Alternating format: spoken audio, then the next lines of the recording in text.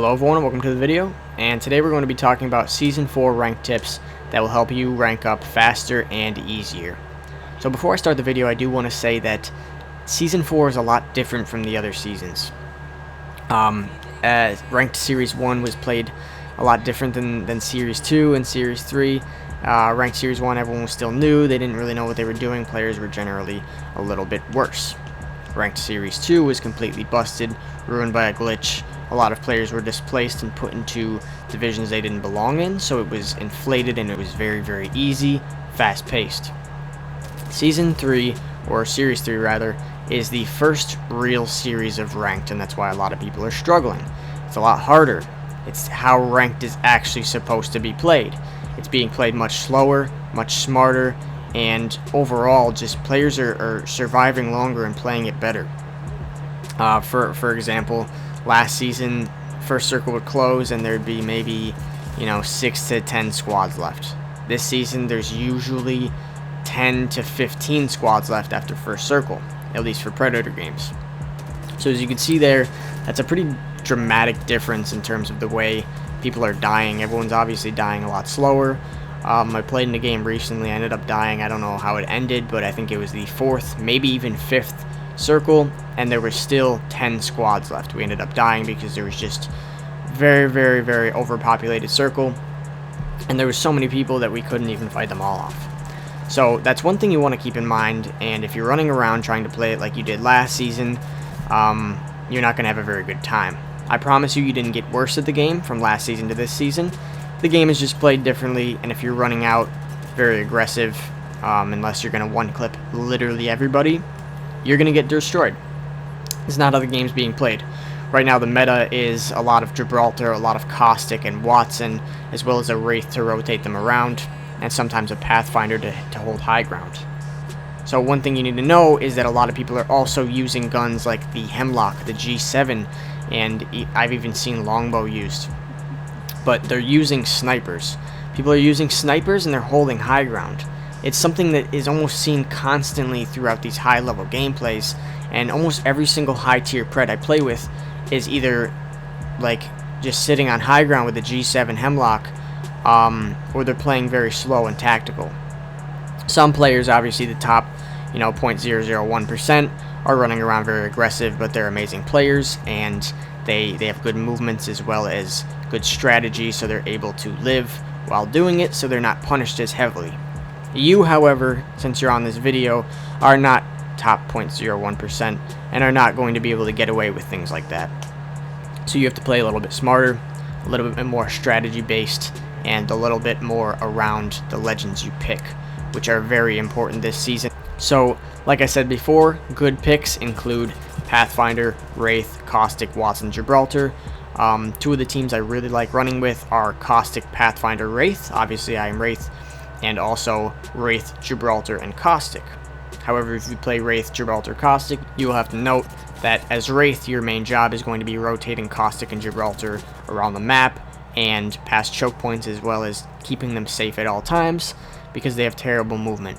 Gibraltar has the bubble, so he's a little bit easier, but Caustic has basically no means of getting around the map, and if there is a team with high ground and G7s, he's never going to get by them. He's like a literal bus, and so is Gibraltar, so after the bubble, they're just dead in the water. So you have to play around your team. It's very important this season to play around the legends you pick, and to play with a defensive and almost passive play style. So one of the strategies that I ran throughout this ranked series that really helped me get to Predator was probably playing very aggressive in the beginning. What I would do is I would almost target people, look around the map, see where maybe diamond trails are landing or players that don't have any dive trails, and we would just land on them. And this is almost bullying, honestly. It's kind of funny, but it's very effective. We target them, we land on them, and it is 3 easy points right off the bat. So once you get these 3 easy points, it's really nice to set up and just play for late game. And that's where recognition of the circle comes in and knowing where it's going to move. This is also where Pathfinder comes in, because sometimes circles are really big and they could end in multiple locations, so you don't really want to guess, especially if you guess wrong, you're going to have to rotate in and you're just going to get destroyed. So Pathfinder is really good because you can hit the beacons, and it takes the guessing work out of it completely.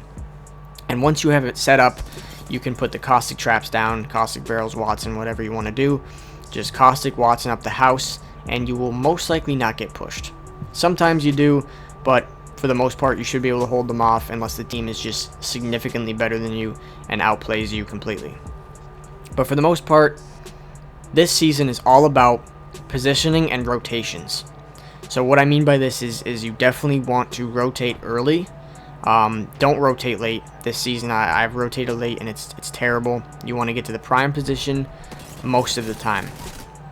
And I say most of the time because there are a few exceptions. I'll talk about that in a minute. But for the most part, you want to find out where the circle's going, rotate to a building it's going to close on, and lock the building down. It's nice to have a couple kills early game just so you don't go into late game with 0 kills.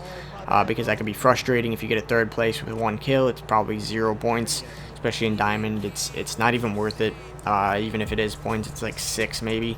So you want to establish a couple of easy kills in the beginning, target players that are not as good as you, and take them down in the very beginning.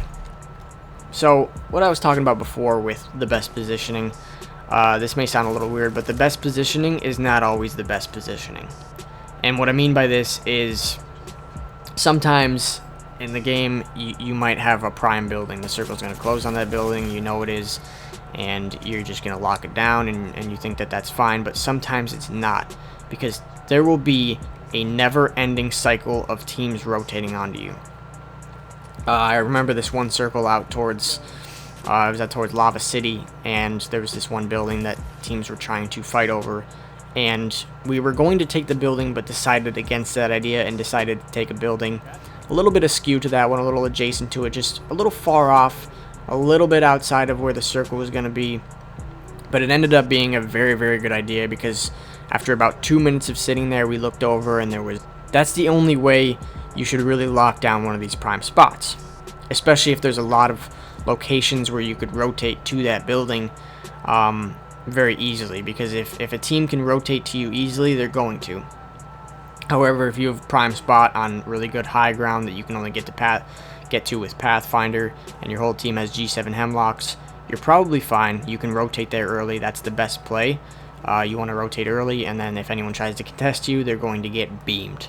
I mean, I've seen it firsthand. People tried pushing someone on a zip line, and they all had G7s. It didn't go well at all, as you can imagine.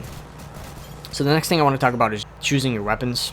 So basically, this is one of the most important things as well, because a lot of people are running the wrong weapons. Now, personally, I'm not a sniper. I mean, I'm pretty good at sniping. I like the Kraber, but usually I am a very aggressive type player. I like to push up. I like to get in people's faces with 2 R9s or an R9 Prowler. But this season, that is just not the meta. And I will say right here that the 2 best classes currently on PS4 for Apex Legends Season 4, in my opinion, are Prowler G7 or Hemlock R99. And you could obviously swap between those if you want R9, G7, that's fine too. But Prowler, G7, Hemlock, R99 are all amazing, amazing picks. Especially the Hemlock single fire. That thing with a 3x on it is disgusting. And so is the G7. And especially if a whole team has Hemlocks or G7s, people almost cannot even rotate. It's so hard to get past someone holding a choke point with a G7 or Hemlock when you have no means of rotation. So that's pretty much it for this video. I just wanted to talk a little bit about rotating, positioning, and how you should be playing this season. I hope these tips helped. I didn't really talk about aiming, obviously, and movement, any type of mechanical skills, because I feel like that's stuff that you guys already know about. I mean, I can sit here and tell you that you need to aim better and then you'll climb in ranks, but I mean, obviously, you know, that's the case. Everyone knows that. It's easier said than done. But these things are things that you can be constantly thinking about, and you can fix this season. These tips that I gave you, I think you can definitely fix this season if you're not doing these. So that's pretty much it for today's video. So thank you guys for watching, and I will see you next time.